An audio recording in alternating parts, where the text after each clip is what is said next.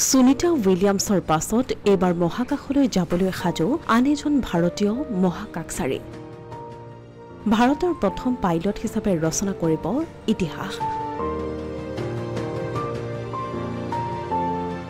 ইতিমধ্যে আৰম্ভ হৈছে প্ৰশিক্ষণ প্ৰায় 9 মাহ মহাকাশত কটোৱাৰ পাছত সুকলমে ধৰালৈ উভতি আহিল সুনিতা উইলিয়ামছ সুনিতা আৰু উইলৰমক উভতাই অনাৰ পাছত এবাৰ আন এক মহাকাশ অভিযানৰ বাবে সাজু হৈ উঠিছে নাসা আৰু ইছৰো এই অভিযানত থাকিব ভাৰতৰ এজন মহাকাশচাৰী সুনিতা উইলিয়ামছক উভতাই অনা স্পেচ এক্স ড্ৰেগন মহাকাশযানখনেৰে কৰা হ'ব এই ঐতিহাসিক অভিযান এই অভিযানৰ নাম হ'ব মিছন AX4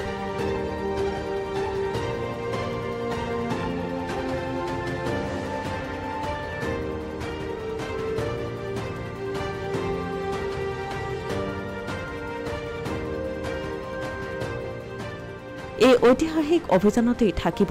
ভাৰতৰ মহাকাশচাৰী শুভাংশু শুক্লা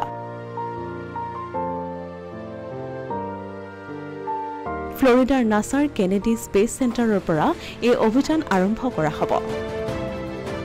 ভাৰতীয় ব্যক্তিগত মহাকাশ সংস্থা ইছৰো আৰু নাসাৰ সহযোগিতাৰে কৰা হ'ব এই অভিযান এই অভিযানতে অংশগ্ৰহণ কৰিব বায়ুসেনাৰ পাইলট তথা গগনযানৰ সৈতে জড়িত শুভাংশু শুক্লাই এই বৰ্ষৰে এপ্ৰিল বা মে মাহত মহাকাশলৈ যাত্ৰা কৰিব শুভাংশু শুক্লাকে ধৰি আৰু 3জন মহাকাশচাৰী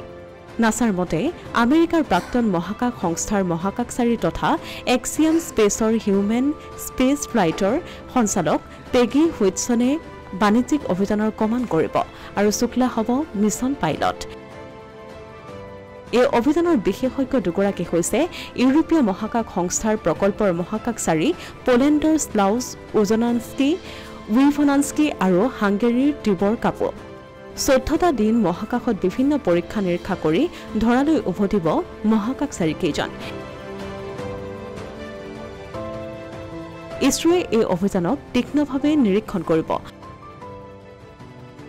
কিয়নো ইয়াৰ তথ্যই গগনযান অভিযানৰ সফলতা গঢ় দিয়াত সহায়ক হ'ব অসমীয়া প্ৰতিদিন ডিজিটেল ডেস্ক